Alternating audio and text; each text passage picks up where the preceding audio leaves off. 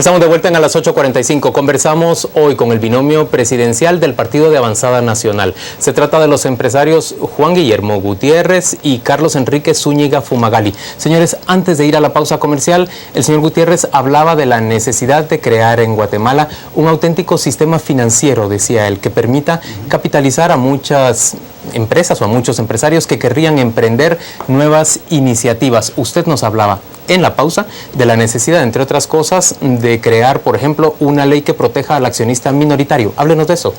Claro, para que podamos realmente tener un mercado de valores, un mercado financiero verdadero y podamos tener un desarrollo real a nivel empresarial en todos niveles, lo primero que tenemos que hacer es hacer algunas reformas al Código de Comercio. Porque en Guatemala, por ejemplo, como ya dijo Carlos hace un momento, no tenemos una ley antimonopolios, lo cual permite que ciertos monopolios se posesionan de ciertos mercados e impiden el desarrollo de otros negocios y coartan la libertad de actuar de otros empresarios o emprendedores. Lo otro que tampoco tenemos es una ley de protección al accionista minoritario. Estamos sujetos, un inversionista que tiene 1, 2 o 3 o 5 o 10%, cualquiera que tenga menos de la mitad, está superditado a lo que diga la mayoría, no importa qué. Y a veces hay momentos en los que las decisiones de la mayoría son correctas, pero a veces las decisiones son tomadas en detrimento de los intereses de las minorías. Y en todos los países desarrollados que yo conozco, y conozco muchos, la legislación comercial de muchos lugares donde he hecho negocios durante los años, en todos lados existe una ley de protección a la inversión minoritaria, de manera que si hay acciones de la mayoría que van en detrimento de la empresa o de la minoría para beneficio de ellos, uno puede actuar legalmente. ¿Y cómo se explican ustedes que dos leyes que serían fundamentales para el funcionamiento de un auténtico mercado no existan en Guatemala? Una ley antimonopolios, una ley de protección para accionistas minoritarios. ¿Por qué? ¿Cómo lo explican ustedes? Bueno, yo me atrevería a decir que tiene algo que ver los intereses particulares, la corrupción que vivimos, algún juego ha de tener en esto. Tampoco ha habido la voluntad ni política, ni ha habido la propuesta concreta. Pero la voluntad política no existe porque en realidad hay poderes económicos que impiden que eso se lleve adelante. Pero eso ha pasado en todo el mundo, ¿verdad, Juan Luis? Sí, es un proceso de claro, evolución. Pero a esta altura del siglo XXI no es verdaderamente penoso. Por eso es que ya no hay que esperar más tiempo. Por eso es que nosotros proponemos que tenemos que poner gentes diferentes a manejar el país para que hagan cambios importantes como eso. A ver, señor Gutiérrez, solo perdón, yo quisiera plantear este tema. Yo entiendo que usted hace esos planteamientos en buena medida porque usted se siente que ha sido afectado en sus intereses familiares, en el grupo empresarial del que usted forma parte, simple y sencillamente por razones de familia. ¿Esto le lleva a participar en política? No, no tiene nada que ver en esto. ¿Pero sí le ilustra la situación de Guatemala o no? Definitivamente ilustra y lo educa a uno. Primero que nada, hay que saber diferenciar lo que es familiar de lo que es comercial. Son dos cosas totalmente distintas. A veces concuerdan porque en el negocio, en la vida de las empresas familiares, lo que es comercial y lo que es familiar a veces se mezcla. Y hay que ser muy cuidadoso de evitar eso, porque un lío familiar no es lo mismo que un lío comercial, aunque sean familia. Ahora bien, lo que nosotros vivimos en el pasado ya es pasado. Y ¿Usted logró un acuerdo con el resto de su familia Gutiérrez en materia del diferendo que tenía? No se ha llegado a un acuerdo, pero ya se llegó a una resolución judicial en la isla de Bermudas, ya que el sistema legal de Guatemala lo desestimó, sin investigación de ninguna clase.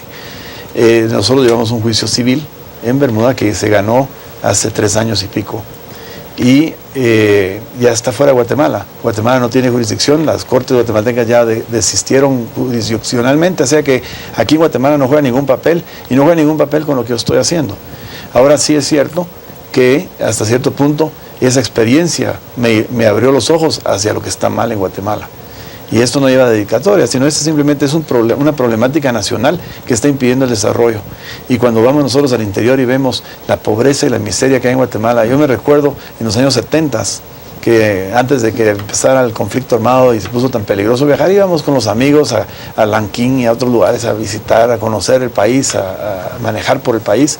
¿Y qué encontrábamos? Encontrábamos gente pobre. Ahora que vamos, encontramos gente miserable, encontramos gente con hambre, tenemos un nivel de desnutrición exagerado, y eso se debe a que el desarrollo económico, si vemos el crecimiento del Producto Interno Bruto en Guatemala, no es malo, históricamente hablando. Sin embargo, no ha percolado a toda la sociedad, y es porque el sistema económico que se ha seguido en Guatemala es un sistema de carácter feudalista, no es realmente un sistema de libertad de economía y de empresa. nuestra propuesta como binomio presidencial y del Partido Avanzada Nacional para estas elecciones es, cuando ganemos nosotros las elecciones, vamos a trabajar arduamente en combatir ese feudalismo para darle oportunidad a todos. No se trata de ir en contra de la empresa grande, que conste.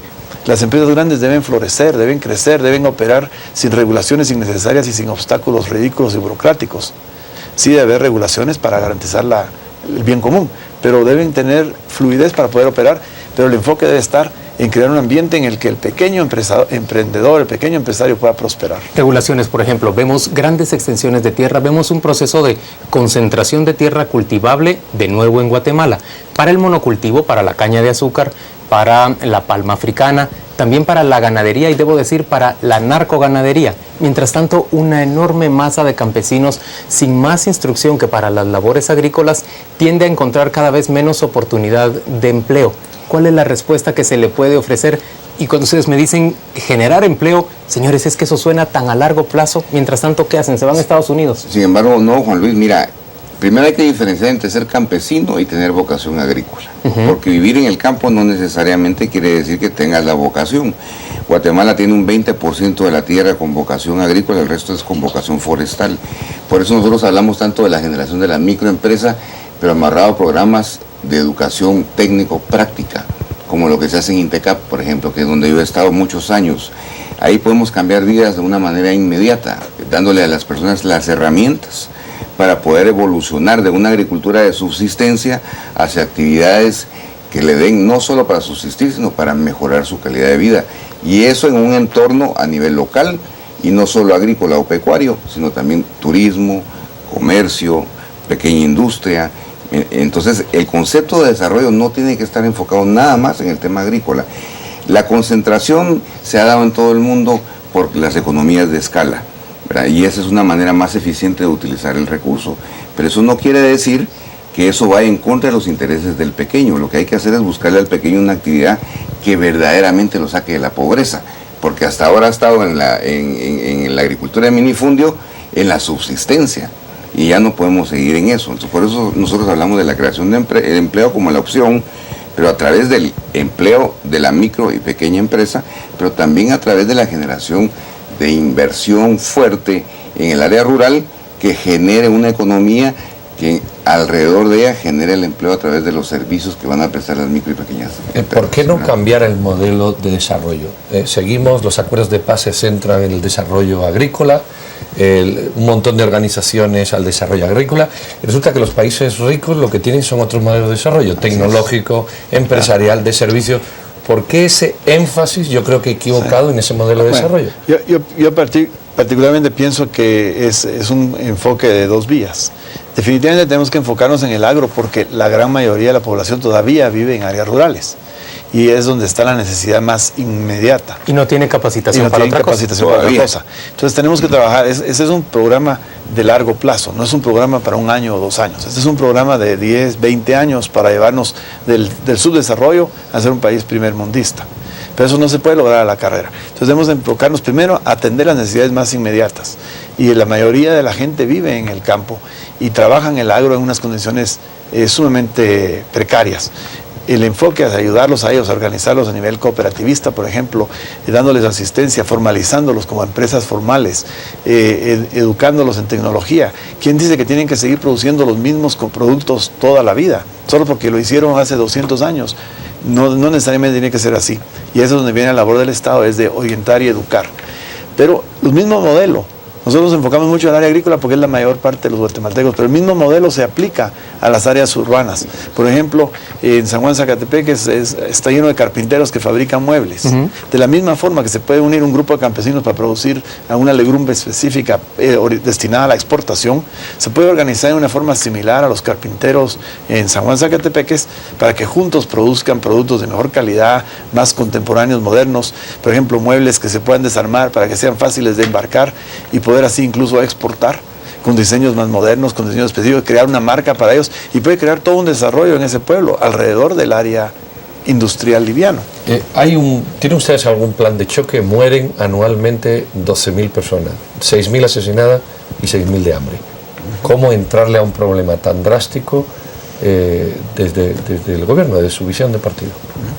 En mi opinión personal, los problemas, no importa qué tan serios y graves sean, deben siempre minimizarse al mínimo exponente. Cuando hacemos matemáticas y tenemos los famosos quebrados, para poderlos resolver los tenemos que llevar a su mínima expresión. Los problemas se manejan de la misma forma. Suena tal vez un poco simplista, pero no hay otra forma de hacerlo, porque las cosas complicadas nunca funcionan. Las soluciones tienen que ser simples, entonces hay que minimizarlo al mínimo exponente. Entonces tenemos dos problemas específicos en lo que dice Pedro. Uno es el hambre y la seguridad. Entonces el hambre, ¿cómo lo combatimos? Lo combatimos creando riqueza, generando empleo, generando oportunidad, dándoles recursos y educación. Y conforme ellos van progresando, vamos a irlos educando, y es como una bola de nieve. Eso puede tomar otra generación más. Puede tomar el tiempo que tome, pero si no empezamos hoy, el problema va a ser más grave y va a tomar mucho más tiempo resolverlo. Pero hay que tomar medidas. Preguntaba Pedro, una política de choque, por ejemplo, para atender esa necesidad de alimentación de muchísimas personas en Guatemala. Mira, eso estaba estructurado anteriormente, se ha desvirtuado con el tiempo, pero el Ministerio de Agricultura tiene un viceministerio encargado de la seguridad alimentaria.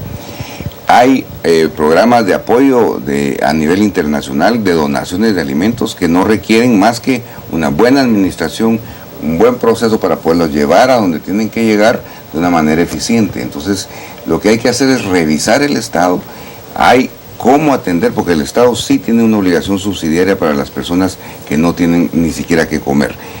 Son programas que tienen que ser temporales, pero amarrados a un programa que den las herramientas que hablábamos a través de la capacitación técnica, el acceso al microcrédito, al mini riego, para que esas gentes salgan de dependencia del Estado hacia su independencia como individuos con herramientas productivas. Tenemos que ir a la pausa comercial. Vamos a volver al tercer y último segmento de esta conversación con el binomio presidencial del Partido de Avanzada Nacional. Ya venimos.